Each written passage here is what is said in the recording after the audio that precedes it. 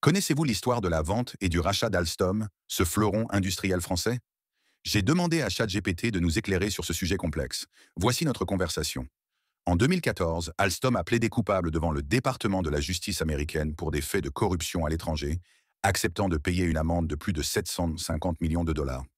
Ce contexte judiciaire et financier a affaibli la position d'Alstom, rendant l'entreprise plus vulnérable à une acquisition. La même année, Alstom vend sa branche énergie à l'américain General Electric pour environ 12 milliards d'euros. Cette division, représentant environ 70% de son activité, incluait notamment les turbines nucléaires Arabelle, essentielles aux centrales françaises.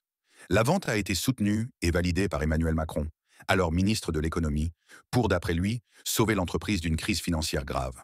Cependant, cette décision provoqua une controverse majeure. Beaucoup y virent une perte stratégique pour la souveraineté industrielle et énergétique de la France.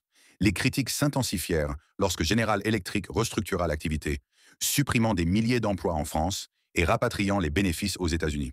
En 2019, Hugh Bailey, ancien conseiller d'Emmanuel Macron au ministère de l'Économie, est nommé directeur de General Electric France, renforçant les suspicions de conflit d'intérêts. En 2022, une plainte de l'association Anticor conduit à l'ouverture d'une enquête judiciaire pour corruption et recel de biens obtenus par des actes de corruption.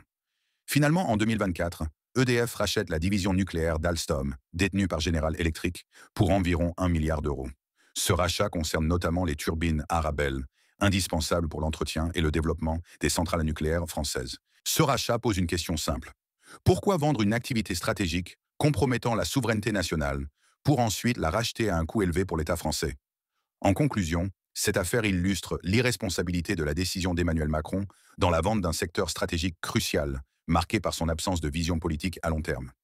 Cette transaction incarne une trahison des intérêts nationaux, marquée par la perte de souveraineté industrielle, la destruction de milliers d'emplois et des soupçons accablants de conflits d'intérêts et de corruption. Ce n'est pas moi, c'est l'IA qui le dit.